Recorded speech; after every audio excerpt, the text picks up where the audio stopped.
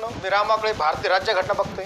यापूर्वीच्या लेक्चरमध्ये आपण कव्हर केलं मूलभूत हक्क, नंतर मूलभूत मार्गदर्शक तत्त्वे हे समजून घेतलं. आज आपल्याला या टॉपिकमध्ये मूलभूत कर्तव्य हा जो टॉपिक आहे, हा जो भाग आहे, हा समजून घ्यायचा आहे. मूलभूत कर्तव्य घटनेमध्ये सगळ्यात सुरुवातीला ज्यावेळेस घटना लागू झाली त्यावेळेस संविधानामध्ये याचा समाविष्ट नव्हता. हे समाविष्ट करण्यात आलेलं नव्हतं. पुढे चालून घटना दुरुस्ती करण्यात आली. त्याच्याही पूर्वी एक समिती स्थापन करण्यात आली, सुवर्णसिंह समिती. सुवर्णसिंह समितीच्या शिफारशीनुसार पुढे 42वी घटना दुरुस्ती करण्यात आली. 42व्या घटना दुरुस्तीने घटनेमध्ये 4A हा भाग जोडण्यात आला आणि 51A हे कलम जोडण्यात आलं आणि त्यानुसार मूलभूत कर्तव्य हा भाग, हा टॉपिक हा या घटनेमध्ये समाविष्ट करण्यात आला.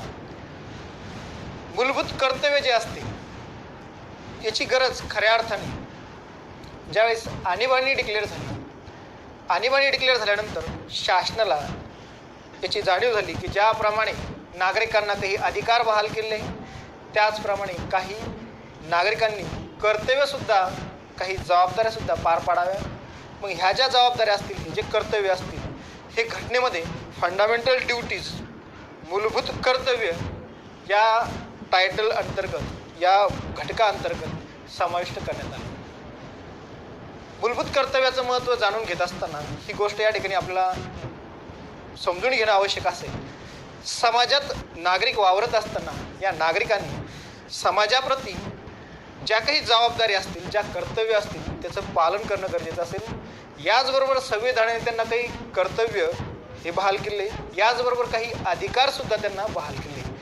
घटनेमध्ये मूलभूत अधिकाराअंतर्गत बरेचसे राईट्स, अधिकार हे नागरिकांना बहाल केले.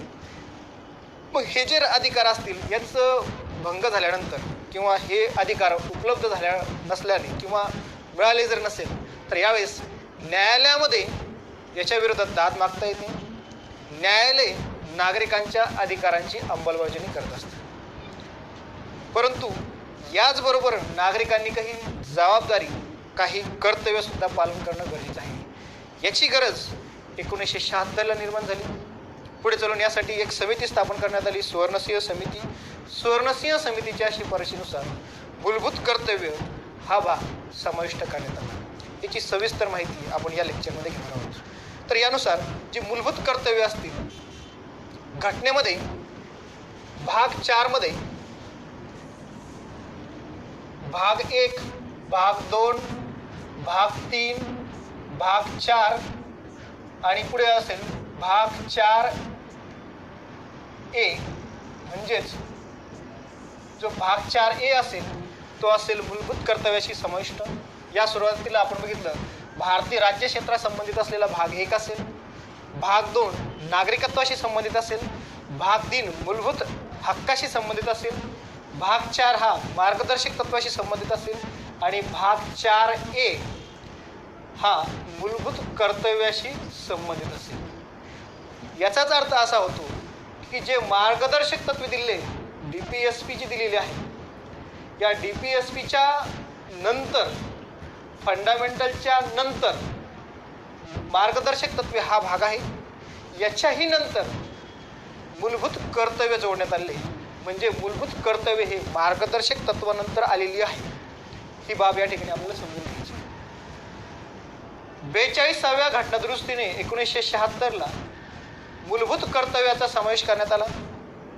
यासाठी एक समिती स्थापन करण्यात आली होती. त्या समितीच्या शिफारशीनुसार ही घटना दुरुस्ती करण्यात आली. त्यानुसार मूलभूत कर्तव्य हे समाविष्ट करण्यात आले. सरदार सुवर्णसिंह समिती 1976ला ही समिती स्थापन करण्यात आली.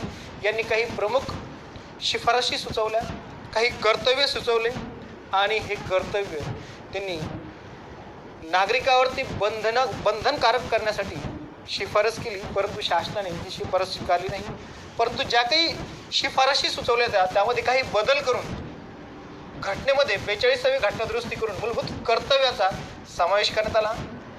रशिया या देशामध्ये अशा स्वरूपाची मूलभूत कर्तव्य, रशियाच्या घटनेमध्ये अशा स्वरूपाची मूलभूत कर्तव्य समाविष्ट करण्यात आलेली होती. त्याच धर्तीवरती भारतामध्ये सुद्धा, भारताच्या घटनेमध्ये सुद्धा मूलभूत कर्तव्याचा समावेश करण्यात आला. अमेरिका असेल, कॅनडा असेल, फ्रान्स असेल, जर्मनी असेल, ऑस्ट्रेलिया असेल यासारख्या प्रमुख देशामध्ये मूलभूत कर्तव्याचा समावेश करण्यात आलेला नाही. परंतु भारताने रशियाचा आदर्श घेऊन मूलभूत कर्तव्य या ठिकाणी काय केले, समाविष्ट केले. जपानमध्ये सुद्धा अशा स्वरूपाची काही मूलभूत कर्तव्य त्यांच्या घटनेमध्ये समाविष्ट केलेली आहे. आपली जी काही मूलभूत कर्तव्य ही जी काही संकल्पना असेल, ही संकल्पना आपण रशियाच्या राज्यघटनेवरून स्वीकारलेली आहे. ही प्रमुख बेसिक माहिती सांगता येईल. प्रत्यक्ष मूलभूत कर्तव्य काय आहे हे आपण समजून घेऊ. मूलभूत कर्तव्याची यादी देण्यात आली. याला क्रमांक देण्यात आला आहे ABCDEFGHI जे पर्यंत. सुरुवातीला हे क्रमांक 42व्या घटनादुरुस्तीने समाविष्ट करण्यात आले होते. पुढे जे शेवटचं कर्तव्य असेल के क्रमांकाचं, हे 86वी घटनादुरुस्ती 2002 यानुसार ते समाविष्ट करण्यात आलेलं आहे. त्याची पुढे आपण माहिती घेणार आहोत. मूळ घटनेमध्ये कोणत्याच प्रकारची मूलभूत कर्तव्य देण्यात आलेली नव्हती. 42व्या घटनादुरुस्तीने मूलभूत कर्तव्याचा समावेश करण्यात आलेला आहे. ती कर्तव्य कोणती आहेत ती समजून घेऊ. त्यातले जे काही महत्त्वाचे जे शब्द आहेत त्यावरती आपण फोकस करू.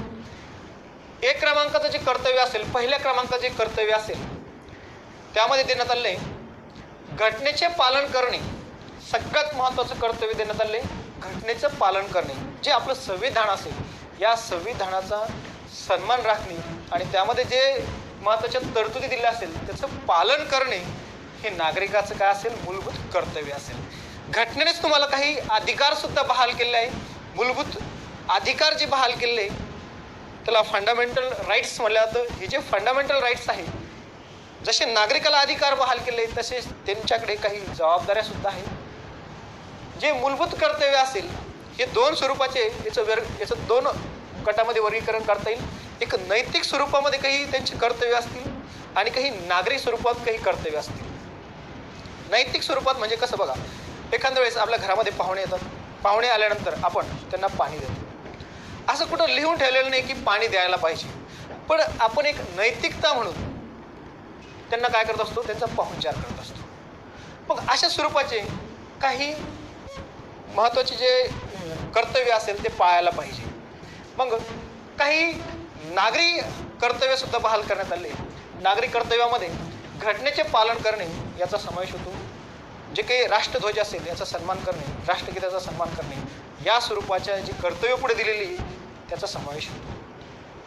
घटनेचे पालन करणे आणि तिचे आदर्श संस्था, याचबरोबर राष्ट्रध्वज, राष्ट्रगीत यांचा आदर करणे सगळ्यात महत्त्वाचं कर्तव्य.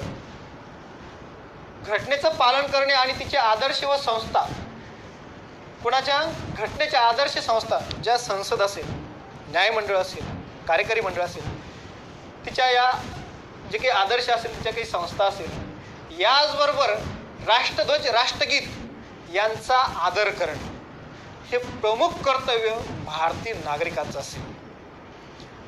बघा, नागरिक जो असेल, भारताचा असेल किंवा इतर जे काही नागरिक असेल, आपण फंडामेंटल राईट्समध्ये किंवा जे काही सिटिझनशिप ॲक्ट बघितलं आपण, त्याच्यामध्ये समजून घेतलं भारतामध्ये जे राहणारे व्यक्ती आहेत यामध्ये भारतीय नागरिकसुद्धा असतात आणि इतर देशाचे नागरिकसुद्धा या ठिकाणी भारतामध्ये राहत असतात.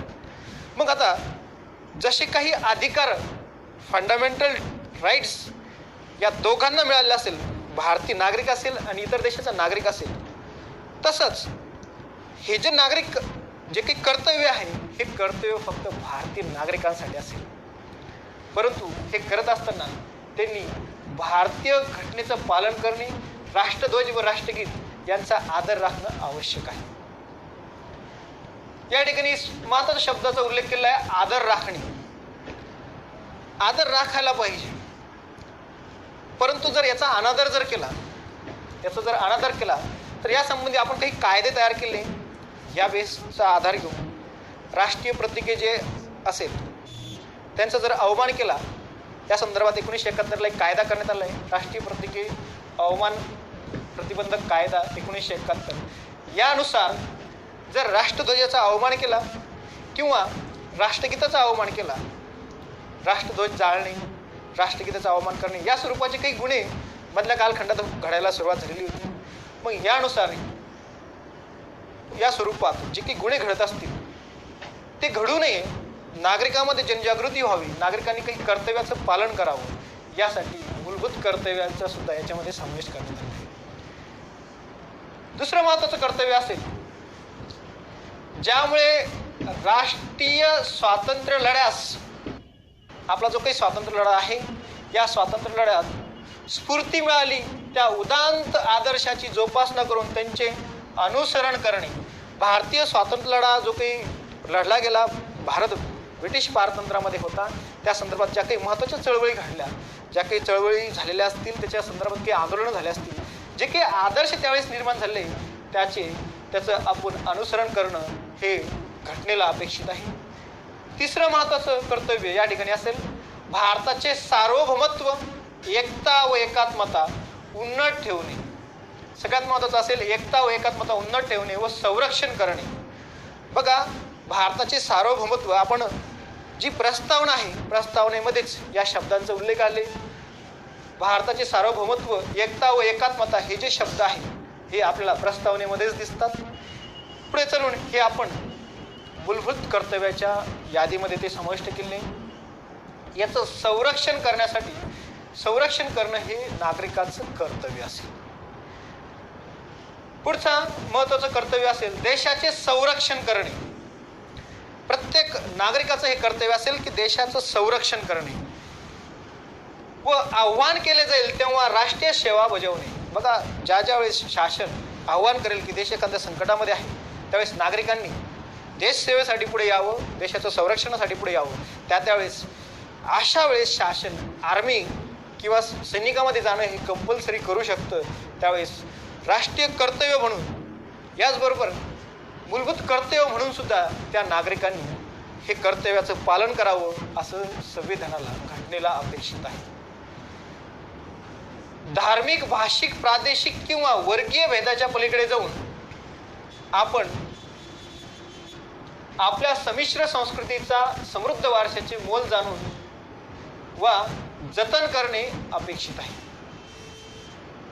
वने, सरोवरे, नद्या व वन्य जीवसृष्टी यासह नैसर्गिक पर्यावरणाचे रक्षण करणे, नैसर्गिक पर्यावरणाचे रक्षण करून त्यात सुधारणा करणे आणि प्राणी मात्राबद्दल दयाबुद्धी बाळगणे, हे सुद्धा एक कर्तव्य यामध्ये समाविष्ट करण्यात आले. नैसर्गिक पर्यावरणाचे रक्षण करणे, या बघा सगळ्यात महत्त्वाचं, पर्यावरण रक्षणासाठी सुद्धा आपण कर्तव्य पालन करायचं आहे. कारण पर्यावरण जर चांगल्या पद्धतीचं राहिलं तर मानवी आरोग्य सुद्धा चांगलं राहील, नागरिकांना सुद्धा तिथं जगणं सहज सोपं होईल. आपण बघताय दिल्लीमध्ये किती प्रदूषण होते, दिवाळीमुळे या ठिकाणी खूप मोठे फटाके फोडण्यात आले, इतर काही कारणं असतील यामुळे प्रदूषणाची लेवल वाढत जाते. मग यावेळेस मानवी जीवन जगण्यास त्या ठिकाणची परिस्थिती ही प्रतिकूल होत जाते. यासाठी नागरिकांनी जे काही नैसर्गिक पर्यावरण आहे त्याचं रक्षण करण्यासाठी आपण स्वतःहून पुढे यायचं आहे, कर्तव्याचं पालन करायचं आहे. विज्ञाननिष्ठ दृष्टिकोन, मानवतावाद आणि शोधक बुद्धी, सुधारणावाद यांचा विकास करणे. बघा, हे खूप महत्त्वाचे शब्द आहे, याच्यामध्ये खूप मोठा अर्थ दडलेला आहे. विज्ञाननिष्ठ दृष्टिकोन म्हणजे ज्या काही आपल्या परंपरा आहे हे पालन करत असतानाच आपण नवीन वैज्ञानिक दृष्टिकोन सुद्धा बाळगणं अपेक्षित आहे. याचबरोबर मानवतावाद म्हणजे मानवाला जे काही इतर जे मानव असेल त्याच्याबद्दल आदरभाव निर्माण व्हावा. याचबरोबर आपली शोधक बुद्धी, जी काही जिज्ञासू वृत्ती आहे ती वाढवणे, संशोधनामध्ये जास्तीत जास्त भर घालणे. सुधारणावाद, जे काही आपल्या समाज सुधारक असतील यांनी जे काही सुधारणावाद मांडलेला आहे यांचा विकास करणे हे सुद्धा कर्तव्य भारतीय नागरिकाचं असेल. सार्वजनिक मालमत्तेचं रक्षण करणे, हिंसाचार निग्रहपूर्वक त्याग करणे. बघा, ज्यावेळेस हे महत्त्वाचे शब्द आहे, सार्वजनिक मालमत्तेचं रक्षण करणे. बघा, ज्या काही आपल्या राष्ट्रीय संपत्ती आपण त्याला म्हणतो, काही प्रमुख लेण्या असतील, काही प्रमुख किल्ले असतील, यांचं संवर्धन करणे हा आपला जो काही वारसा आहे. याचबरोबर ही सार्वजनिक मालमत्ता आहे याचं सुद्धा आपण रक्षण करणं आवश्यक आहे. हिंसाचाराचा निग्रहपूर्वक त्याग करणे. बघा, ज्यावेळेस काही दंगली वगैरे घडतात त्यावेळेस जी पब्लिक प्रॉपर्टी असते, सार्वजनिक मालमत्ता असते, त्याची नासधूस केली जाते. बघा, काही तुम्हाला आंदोलन करायचं असलं की तुम्ही उठता आणि जी बस असते त्या ST वरती तुम्ही काय करता, दगडफेक करता. ती सार्वजनिक प्रॉपर्टी आपण समजून तिचं नुकसान करत असतो. मग यामध्ये हे नागरिकांचं कर्तव्य असेल की त्यांनी अशा स्वरूपाचं जी काही सार्वजनिक मालमत्ता असेल या सार्वजनिक मालमत्तेचं रक्षण करावं.